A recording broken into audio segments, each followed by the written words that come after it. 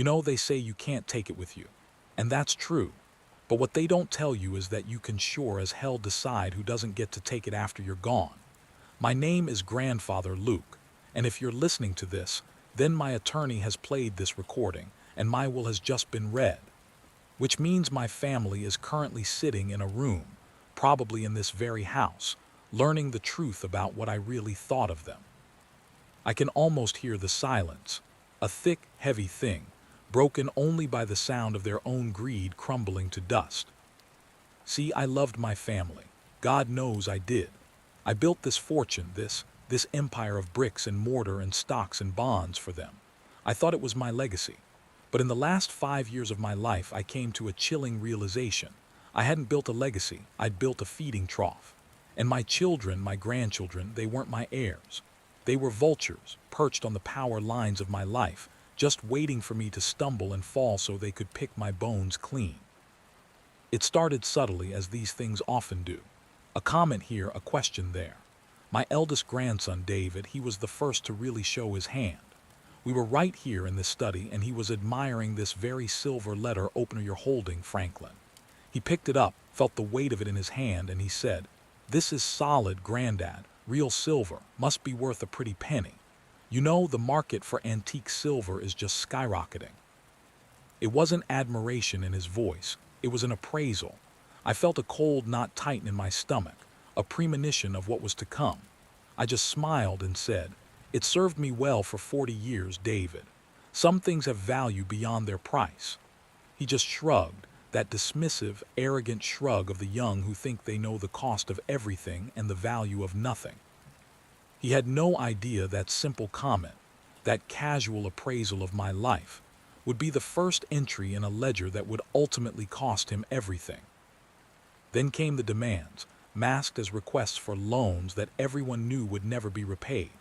My daughter, Alina, she cornered me at my 75th birthday party of all places. The room was full of laughter and fake smiles, and she pulled me aside, her voice a saccharine whisper.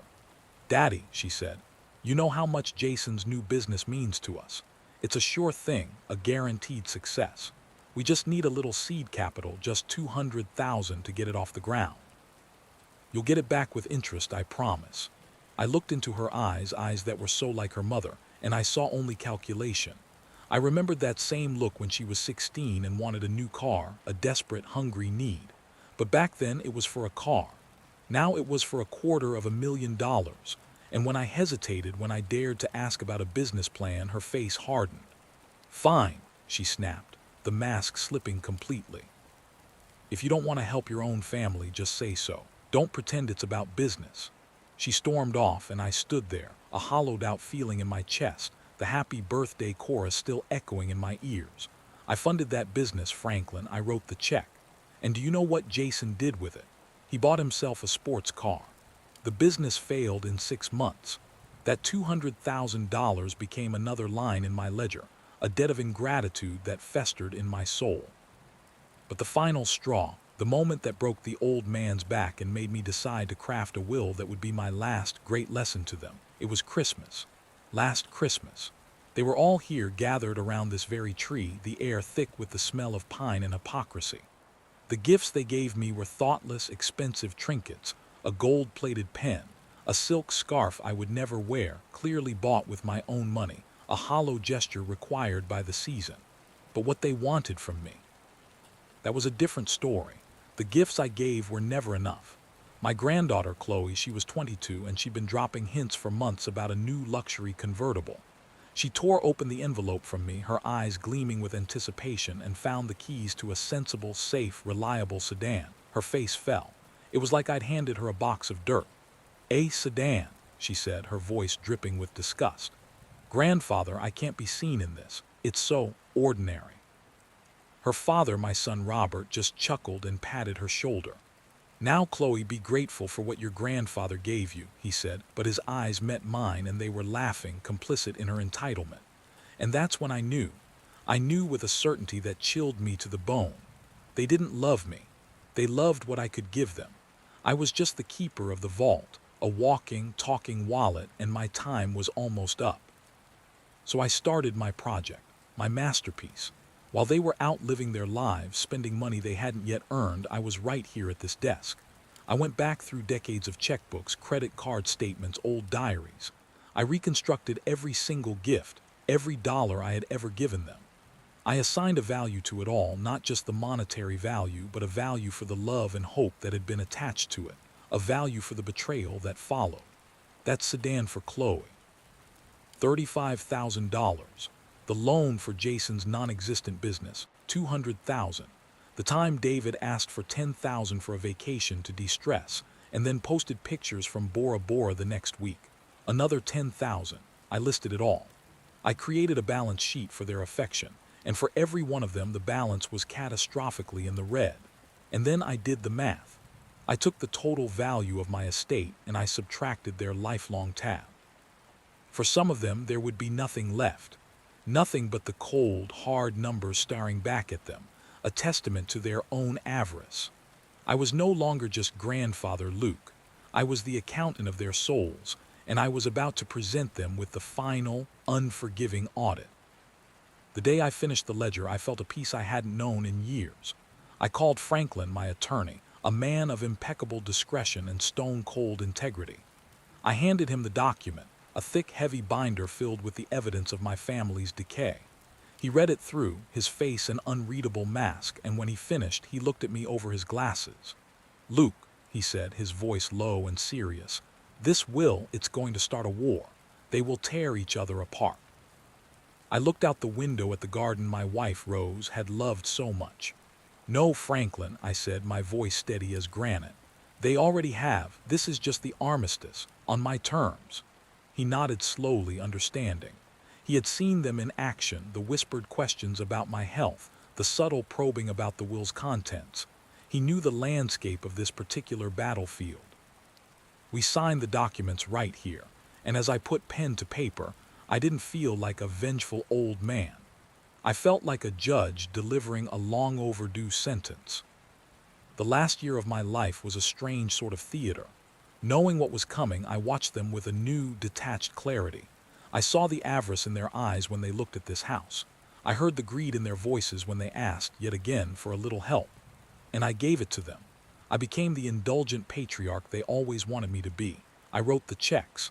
I bought the cars. I paid for the vacations. Every time I did, I would come back to this study, open the ledger, and make a new entry. I was building the case against them with their own demands, feeding their greed even as I meticulously recorded it for the final reckoning. It was the only thing that made their company bearable, this secret knowledge that I was, in my own way, fighting back. I was laying a trap made not of steel, but of their own worst instincts, and they were walking right into it day by day, dollar by dollar. The cancer diagnosis was a surprise, but in a way it was a gift. It gave me a timeline. It meant I wouldn't have to play this charade for much longer. I didn't tell them, of course. Their concern would have been as fake as their affection. Instead, I used it. When David came to me yet again, this time for a down payment on a dream home that was twice the size he needed, I saw the opportunity. I was frail, I coughed for effect. I let my hand tremble just a little as I reached for my checkbook. I wanted to see how far he would go. He didn't even flinch. He just leaned forward, his voice urgent. "You look tired, Granddad. You shouldn't have to worry about these things. Just sign the check and I'll handle everything. I'll take care of you." The hypocrisy was so thick you could taste it. I signed the check for $50,000, and as I handed it to him, I knew that would be the entry that zeroed out his share. He took it with a grin of triumph, thinking he'd won, thinking the old man was soft and easy to manipulate. He never knew he was holding his own financial death warrant in his hand. My final week, I spent it right here in this chair. I was in pain, a deep, grinding ache that the morphine could only barely touch, but my mind was clear, sharper than it had been in a decade. I thought about Rose, my beautiful Rose. What would she have thought of all this? She was kindness itself. She would have hated the cynicism, the sheer brutality of my plan. But she also had a core of steel, a profound sense of justice. And as I felt myself fatting, I knew, with a certainty that comforted me, that she would have understood. This wasn't about the money, not really. It was about the truth. It was about forcing them to see themselves for what they were. I was leaving them a mirror, and I knew the reflection would shatter them. The last thing I did, Franklin, the very last thing, was to record this. I wanted my voice to be in the room when you read my will. I wanted them to hear me, not from the grave, but from this study, from this chair, and know that I saw them. I saw it all. So here we are. The reading is over. The ledger has been revealed. And now, Franklin, if you would be so kind, turn on the intercom. Let's listen. Let's hear the sound of a family discovering that every gift, every act of kindness, every single dollar they ever took for granted had a price. And my God, the interest was brutal. David, this is a joke. This has to be a joke. A pre-inheritance tax. What the hell is this, Franklin? Some kind of sick prank from beyond the grave. Alina, my share, it's zero. Franklin, explain this to me right now. He gave that money to Jason willingly. It was a gift. You can't tax a gift. Robert, his voice is a low, dangerous growl. Let me see that. Christmas 2015, Robert requested and received funds for a swimming pool, $40,000. Noted, never invited father to use it. This is insane. He's itemizing Christmas presents. Who does that? Chloe, voice trembling on the verge of tears. He charged me for the car, the ugly, stupid sedan he knew I hated, and he put it in the ledger as transportation ingratitude fee. I'm his granddaughter. How could he be so cruel? David, cruel. This is more than cruel, Chloe. This is monstrous. Look at this. Birthday 2020, David, $50,000 for home down payment. Noted, stated intention to take care of me, never visited again after check cleared. That's a lie. I visited. Alina, did you, David? Did you really? Or did you just come back when you needed more for that monstrosity of a house? My God, listen to us. He's turned us into this. He's made us into animals fighting over scraps. Robert, no, Alina. He didn't make us this way. He just had the guts to write it down. He's been keeping score. All these years, the old bastard was keeping score. Franklin, his voice, calm and professional, cuts through the chaos. The document is legal and binding. The will clearly states that the estate's total value is to be distributed after the deduction of all listed gifts, which Mr. Abernathy deemed to be advancements on inheritance. The calculations have been verified by an independent auditor. What remains after the deductions for David, Alina, and Robert has been divided equally among the three remaining beneficiaries who have a positive balance. Chloe, who gets it? Who did he actually like? Franklin, the residual beneficiaries are Michael, Sarah, and Elizabeth. David, Michael, our cousin Michael, the one who lives in Vermont and makes pottery. He gets a share. He barely knew the old man. Alina, Sarah, that's Rose's niece. She's not even his direct blood. And Elizabeth, she's just a kid. Robert, this is a betrayal. A calculated, vicious betrayal. He's punishing us for being successful, for having ambition. He's rewarding mediocrity. He's giving my birthright to a bunch of hippies and strangers. David, his voice drops to a venomous whisper. We'll fight this, Franklin. We'll take this to court and we'll tear it apart. You hear me? We'll prove he was insane, that you coerced him something. This will does not stand. Franklin, you are of course free to challenge it. However, I should inform you that Mr. Abernathy anticipated this. He underwent a full battery of psychological evaluations months ago, all of which confirmed he was of perfectly sound mind. Furthermore, this recording you are about to hear was made by him as a companion to the will. He instructed me to play it if any of you contested its contents. It contains his personal reflections on each of you. Alina, no, don't play it. Robert, play it. Let's hear what the great-grandfather Luke really thought. Let's hear him dig his own grave. David, I don't want to hear it. I don't want to hear his voice. But it's too late. Franklin, in my study, you've pressed play. And now, my dear, greedy family, you will hear the rest of my story. You will hear about the day I finally saw you for what you are. And you will learn that the debt you accumulated wasn't measured in dollars, but in disrespect. And now, the bill is due. It was the silence that did it, the silence in this big old house. After Rose was gone, the silence became a presence, a thing I had to fight against every day. I'd fill it with music, with the television, with the sound of my own voice talking to the dog. But then the dog passed and the silence got louder, and I started to listen to it. And in that silence, I began to hear the echoes of all your voices, not as you were, but as you had become. I heard the carefully worded questions about my health. I heard the long, wistful sighs about financial struggles that were always just within earshot. I heard the promises to visit that were always broken for something more important, something more fun. I remember one Tuesday afternoon about 3 years ago. It was raining, a cold, gray, miserable rain that matched the mood in this old house. The phone rang. It was Alina. My heart, foolish old thing that it was, gave a little leap. She was calling. In the middle of the day, maybe she was just checking in, maybe she wanted to talk about a book she'd read or just hear my voice. "Hi, Daddy," she said, her voice bright and false as a new penny. "Ellie," I said, the hope evident in my voice, "to what do I owe the pleasure?" "Oh, just thinking of you," she said. And then, without even a pause for breath, she launched into it. Jason and I were looking at this property, just a little lakeside cabin, nothing fancy.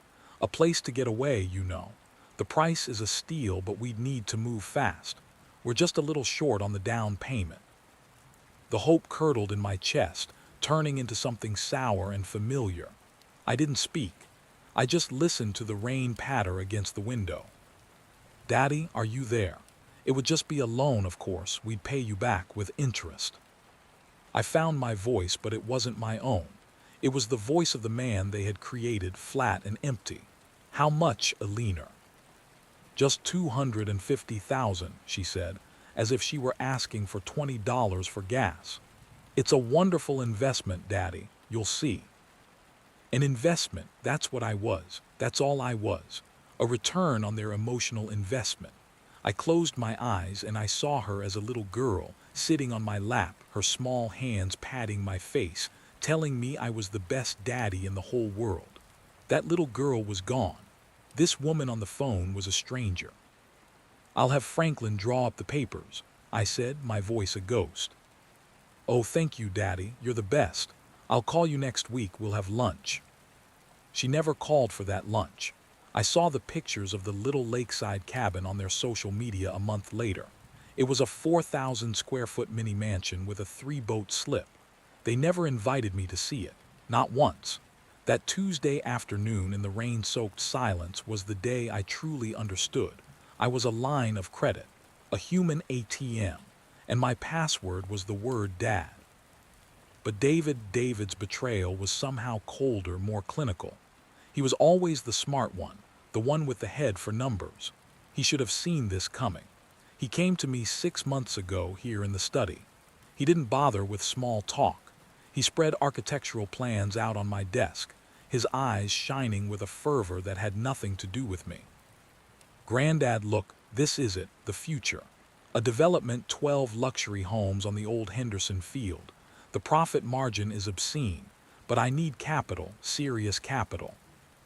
I looked at the plans. They were cold, impersonal boxes, devoid of the character I'd spent a lifetime building into my own projects. "It looks efficient, David." "Efficient is what makes money, Granddad," he said, tapping the paper. "Now I've crunched the numbers. I need $5 million to get the ball rolling. You provide the capital, I'll provide the sweat equity. We split the profits 60-40. It's more than fair." 60-40 in his favor, for my $5 million. The audacity took my breath away. "That's a great deal of trust, David," I said slowly. "It's not about trust, Granddad," he said with a condescending smile. "It's about business. This is a business proposition. You're getting a 40% return on a guaranteed project. You should be thanking me." A business proposition from my own grandson. He was no longer seeing me as family. He was seeing me as a venture capitalist, a source of funds to be negotiated with. I thought of teaching him to fish at the lake, his small hands struggling with the reel, his face lit up with joy when he finally caught one. I thought of the man he was now, his face lit only by the glow of a profit and loss statement. "I'll need to think about it, David." His smile vanished. "Think about it. Granddad, opportunities like this don't wait for old men to think. I need an answer now." "Old men," I repeated softly. "Is that what I am? An old man who needs to be rushed?" He had the decency to look slightly abashed, but the greed in his eyes was stronger. "You know what I mean. Time is money." "Indeed it is," I said. "And my time, it seems, is running out. I'll have my answer for you next week." He left frustrated, and I sat here for a long time, the architectural plans still spread before me. They were a blueprint, not for houses, but for his soul. And it was a soulless, empty design. I didn't give him the 5 million. It was the first request I'd ever denied him. He didn't speak to me for a month. And that month of silence was the most honest communication we'd had in years. And then there was the last birthday, my 78th. You all came, of course. You brought gifts wrapped in expensive paper. You made a show of it, but your eyes, my God, your eyes were everywhere but on me. They were on the paintings, judging their worth. They were on the furniture, estimating its value. You were taking inventory of a life that wasn't yet over. Robert gave a toast. He stood right there, glass in hand, a smarmy, practiced smile on his face. "To Father," he said, "a man of great wisdom and even greater resources. May we all learn from his example." He didn't mean his work ethic. He didn't mean his integrity. He meant his bank account. I looked around the table at your smiling, vacant faces, and I felt a rage so pure, so white-hot, it terrified me. It was in that moment, with a piece of dry, tasteless cake in my mouth, that the final piece of my plan clicked into place. The ledger wouldn't just be a list of deductions. It would be a chronicle. It would tell the story of this birthday, of every Christmas where the gifts were just formalities. The prelude to the real transaction. It would be my last word, my final testament. And it would be written not in the language of love, which you had all forgotten, but in the language you understood best, the cold, hard calculus of the bottom line. So go ahead. Challenge the will, fight it. Take your squabbling and your greed into a courtroom. But know this, every argument you make, every claim you lay to my fortune will just be another entry in the ledger. You're not fighting for your inheritance anymore. You're just proving me right.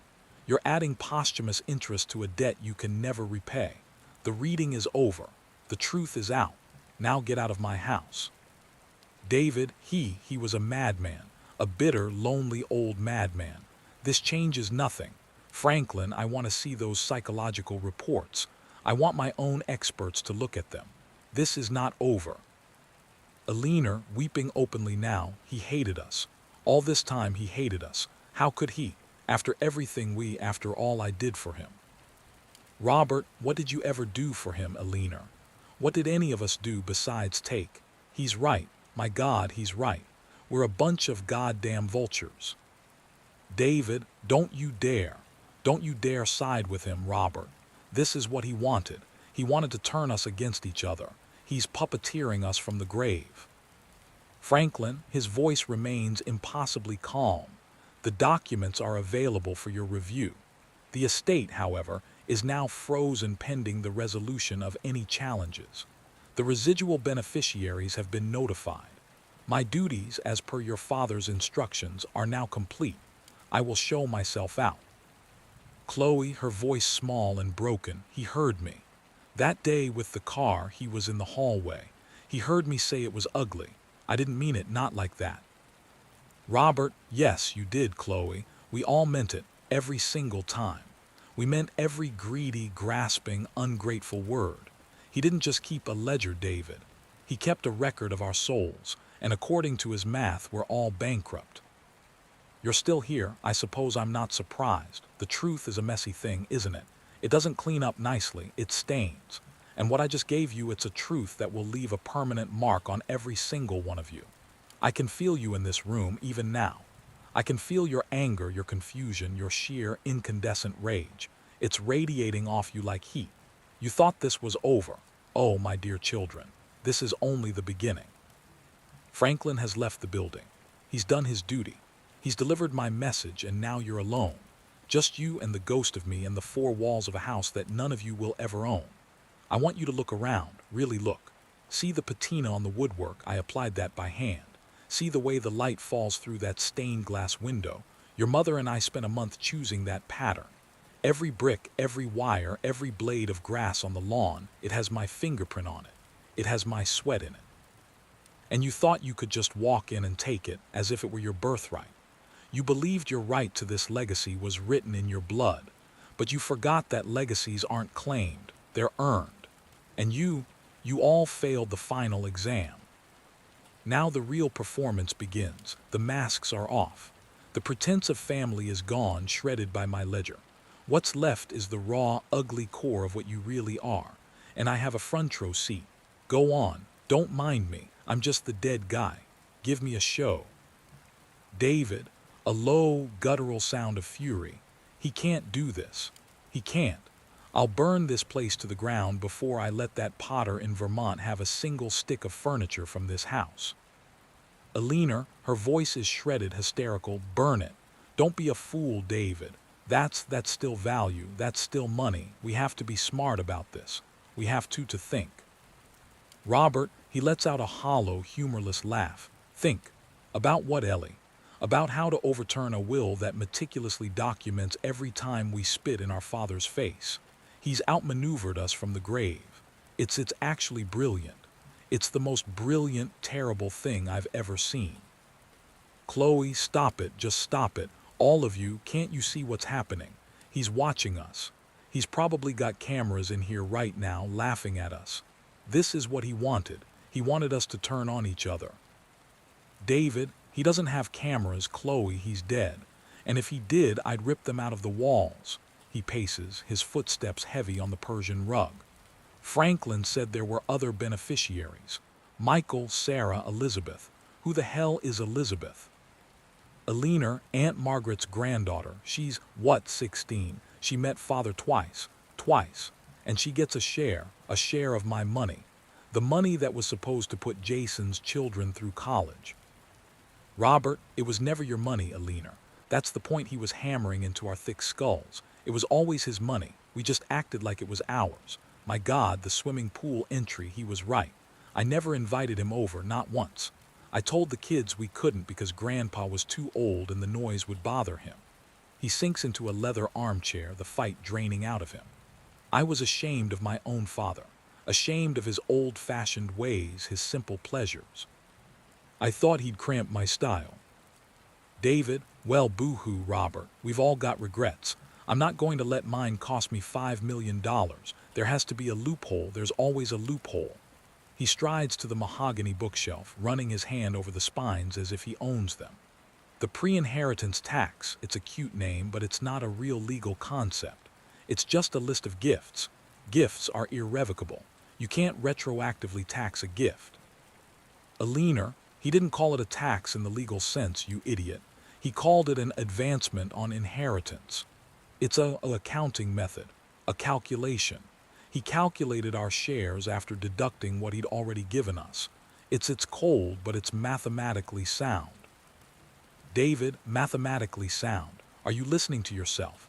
He charged Chloe for a birthday present. He itemized Christmas. The courts will see this for what it is. The vindictive ramblings of a bitter old man who felt unloved will argue undue influence. Franklin must have gotten in his ear. Or that nurse who came in the last few weeks. What was her name? Agnes. She was always so quiet, watching everything. Chloe, Agnes was nice. She cared about him, unlike us. Don't you drag her into this. This is our mess. We made this. David, we didn't make this, Chloe. He made this. He set us up. He was keeping a spreadsheet on us while we were living our lives. What kind of a person does that? Robert, quietly, a person who was alone. A person who had nothing left to do but add up the slights. And we gave him plenty to add up, David. God, did we ever. The doorbell rings. A sharp, intrusive chime that echoes through the silent house. They all freeze, looking at each other like startled deer. Alina, who is that? Is Franklin back? David, I'll get it. He marches to the front door and yanks it open. The audio from the intercom picks up the exchange clearly. Yes, what do you want? A calm, younger male voice answers, David, it's Michael. In the study, Grandfather Luke's recorded voice chuckles, a dry, rasping sound. Ah, right on time. I wondered how long it would take for the worthy ones to arrive. Michael, my brother's boy, a gentle soul, he never asked me for a thing, not one single solitary thing. He sent me a pottery mug for my birthday last year. Lumpy, uneven glaze. I use it every morning. It's the most valuable thing I own. David, his voice is tight, dripping with contempt. Michael, what are you doing here? Michael, Franklin called me, he said. He said there might be some trouble. He thought I should be here. Eleanor, she has rushed to the door. Trouble. You think. Your uncle has just disinherited his own children and given our money to you. Do you have any idea what you've walked into? Michael, his voice remains preternaturally calm. It's not your money, Eleanor. And it's not mine either. It was Uncle Luke. And from what Franklin told me, he's made his wishes very clear. David, his wishes were insane. Get in here. Get in here and look at this. The sound of footsteps as David pulls Michael into the living room. Look at this document, this ledger of lies. He's itemized my life. He's put a price on every Christmas, every birthday. Michael, there's a rustle of paper, I see. A long pause. The handwriting is very precise. Eleanor, precise. It's monstrous. Look at this entry for me. Eleanor, emotional blackmail related to Jason's business, valued at $200,000. Emotional blackmail. I was his daughter. Michael and Jason's business. That was the one where he bought the Porsche, right? The question hangs in the air. Simple and devastating. Eleanor, that is none of your business. How dare you? Michael, it became Uncle Luke's business when he wrote the check. It seems he agreed with you about the car. Robert, a bitter laugh escapes him. He's got you there, Ellie. The boy has a point. David, don't call him the boy. He's not a child. He's a vulture just like the rest of us, only he managed to hide it better. He gets right in Michael's face. What did you do, Michael? What little acts of kindness did you perform for the old man? Did you read him bedtime stories, fluff his pillows? How did you earn your spot on the nice list? Michael, he doesn't back away. I visited him, David, once a month. I'd drive down from Vermont. We'd have lunch. We'd talk about woodworking, or mom, or the weather. I never asked him for money. I think he was just lonely. The simplicity of the statement is a hammer blow. The silence it creates is deeper, more profound than any that came before. Chloe, whispering, you visited him once a month. Michael, yes, Chloe. He loved those visits. He'd always show me something new he was building in his workshop. He asked about my pottery. He remembered the names of my kids. David, so you're saying you're a better person than us. Is that it? You're the good son he never had. Michael, no, David. I'm saying I treated him like a person, not a bank account. There's a difference. Listen to him. Listen. No anger, no greed, just truth. It's like a cool glass of water in the desert of your avarice. You're squirming, aren't you? Because you know he's right. You know I was lonely. And you know that your visits, your phone calls, your attention, it was a currency you could have spent, but you hoarded it. You saved it for when you needed a bigger withdrawal. And now your accounts are empty. Eleanor, her voice is a broken whisper. Get out, Michael. Michael, Eleanor. Eleanor, get out. This is our home. This is a private family matter. You don't belong here. You never did. Michael, a sigh. It's not your home, not anymore. According to this, the house is part of the residual estate. It belongs to all three of us now. Me, Sarah, and Elizabeth. David, over my dead body. Michael, that could be arranged, but I don't think it would help your case. He pauses, and you can almost see the calm disappointment on his face. Franklin gave me a copy of the will. I've already spoken with Sarah. We've agreed not to contest it. We suggest you do the same. Dragging this through the courts will only waste what's left of the estate on legal fees. It's what Uncle Luke would have called cutting off your nose to spite your face.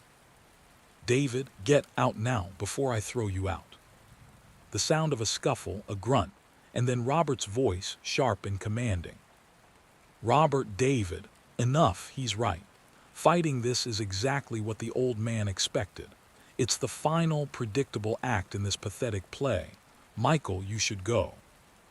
Michael, all right, I'm sorry it had to be this way. Footsteps retreat towards the door. For what it's worth, he did love you, all of you. He talked about you all the time, he couldn't understand why you stopped loving him back. The front door closes. The finality of the sound is like a tomb sealing shut. The living room is silent once more, but the quality of the silence has changed. The hot rage has cooled into a frigid, hopeless despair. Michael's words have landed, and they have found their target. Chloe, she starts to cry again, deep, wrenching sobs. He loved us. He did. And we broke him. We broke him into little pieces, and he spent his last years putting those pieces together into this weapon. Eleanor, she doesn't comfort her daughter. She just stares into the middle distance. What do we do now? What do we tell people? How do we explain that we've been written out of our own story? Robert, we don't explain anything. We slink away with our tails between our legs. We go back to our swimming pools and our lake houses and our failed businesses, and we live with the knowledge that the richest man we ever knew died thinking we were paupers of character. David, he is no longer packing. He is standing perfectly still, a statue of pure hatred. No, the word is flat, absolute. No, this is not over. He might have won the battle, but the war isn't over. He thinks he's humiliated us. He hasn't seen humiliation yet. Eleanor, David, what are you going to do? David, I'm going to prove him wrong. I'm going to prove that I am everything he thought I was. I don't need his money. I never did. He walks over to the ledger, still lying on the coffee table like a poisonous creature. He picks it up. But this is mine. This is the evidence of his madness, and I'm going to use it to destroy his precious residual estate. If I can't have it, nobody can. He turns and walks out of the room, the ledger clutched in his hand like a weapon. There he goes, David, my firstborn grandson, so sure of himself, so certain that force of will can bend the world to his desire. He's taken the ledger. I knew he would. It's the one move I didn't fully anticipate. I thought the shame would paralyze them. I thought the truth would be enough to shatter them. But I underestimated the resilience of the truly entitled. David isn't broken. He's activated. And he's walking out of this house with the blueprint to my revenge in his hands. What will he do with it? Who will he show? What new, more creative form of betrayal is he concocting right now? The game has changed. The first act was my will. The second act is their reaction. And David, he's just taken the stage. The rest of you are just the supporting cast in his tragedy now. Watch him. Follow him. Because whatever he does next, it will determine the fate of everything I've built. And for the first time since I died, I have no idea what's going to happen next. So David has the ledger. He's taken the physical proof of my judgment, my so-called masterpiece of revenge. You all must be reeling. Eleanor, weeping for a loss she still doesn't understand. Robert, slumped in defeat. Chloe, shattered by a guilt she's only just begun to feel. And David, my fierce, brilliant, broken David, he's marching out into the world holding my bomb, convinced he can defuse it by proving me a monster. You think this is the climax, don't you? You think the story ends with a courtroom battle, with headlines, with the final, public shredding of the Abernathy family name. You think the twist is that David will find a way to win, or that he'll destroy everything in a Pyrrhic victory. But I told you, you never really knew me. You saw the fortune, the stern exterior, the man who built an empire. You never saw the architect. And an architect always has a final, hidden chamber in the blueprint. The ledger David is holding, the one with all the itemized gifts, the cynical prices, the brutal notations. It's a decoy. Oh, the calculations are correct. The numbers are real. The deductions are legally sound. Franklin verified it all, but it's not the true will. It was never meant to be the final word. It was the test. The final, most important examination. You see, my real fear wasn't that you were greedy. Greed is human. My fear was that you were irredeemable, that the people I loved, the children I held in my arms, were so corroded by entitlement that not even a shock this profound could jolt you back to your senses. The ledger wasn't my revenge. It was my Hail Mary, a desperate, last-ditch attempt to save you from yourselves. The real will, the one that supersedes everything Franklin read to you, is hidden somewhere much safer. It's not in a lawyer's office. It's in the one place I knew you'd never look because it required a key you, all thrown away years ago. It's in a place that requires sentiment to find. The real will has no pre-inheritance tax. It has no ledger. It divides everything equally, among all of you. I can feel your shock from here, the confusion, the dizzying, nauseating whirl of it all. Why, you're screaming at my ghost. Why would you do this? Because I am your grandfather, and despite everything, I loved you. I loved the children you were, and I held onto a fool's hope for the adults you could still become. The dramatic reading, the ledger, the zeroed-out shares, it was all a performance, a crucible.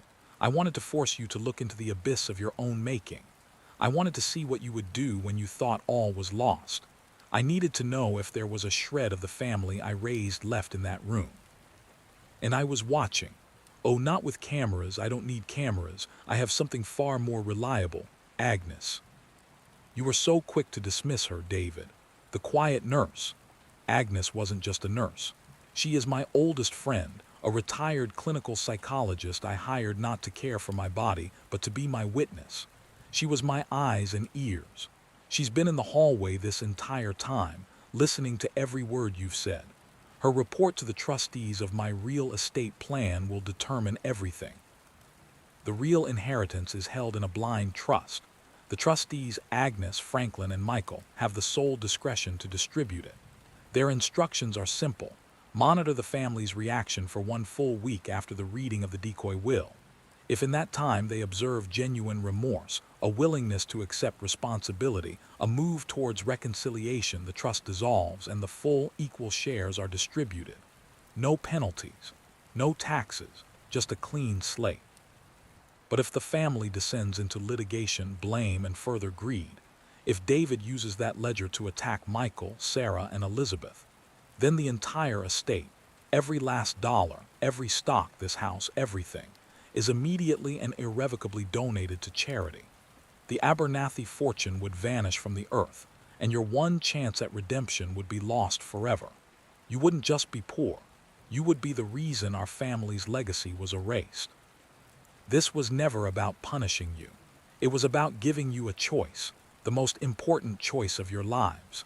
You could choose to be the monsters my ledger painted you as, or you could choose to be a family again. The money was the bait, but the prize was always your own souls. David is now holding the detonator. His next move will decide your fate. If he goes to a lawyer, if he tries to fight, he condemns you all to poverty. But if he stops, if he puts down the ledger, gathers you all and says, "What have we become?" then you get everything. I'm not a vengeful ghost. I'm a grieving grandfather who built one last, desperate bridge. You're standing on one side, David. The choice to cross it or to burn it down is in your hands. The recording you've been listening to, it ends now. But my final message to you, the true one, is just beginning. It's not on a tape. It's in the silence you now occupy. It's in the look on your sister's face. It's in the memory of your mother's laugh in this very room. It's in the weight of that ledger in your hand. Choose wisely, David. The clock is ticking, and this time I'm not keeping score. In the living room, no one moves. David is frozen in the doorway, the ledger feeling like a live wire in his hand. He looks down at it, then back at the faces of his family. Alina's tear-streaked makeup, Robert's hollow-eyed shame, Chloe's raw, young anguish. David, his voice is a hoarse whisper, all fury gone, replaced by a dawning, terrifying understanding. He's still testing us. Robert, he looks up, his eyes widening as the full implication crashes down. The charity clause, Franklin mentioned it was a possibility, but he made it sound like a formality. Oh my God. This is the real test, right now. Everything we do now. A leaner she stands, her hands trembling. David, give me the ledger. David, he doesn't move. He's staring at the book as if seeing it for the first time. Chloe, she walks over to him, her steps slow and deliberate. She doesn't try to take it. She just places her hand over his on the leather cover. Uncle David, please, put it down. David looks at his niece's hand, then into her eyes. He sees the ghost of his brother in her face, the echo of his father. He sees the future of the family, balanced on a knife's edge. He takes a deep, shuddering breath. It's the first honest breath he's taken in years. Slowly, deliberately, he walks back to the coffee table. He lays the ledger down, not with a slam, but with a gentle, final thud. David, he wins. Robert, no, Robert says, a strange new light in his eyes.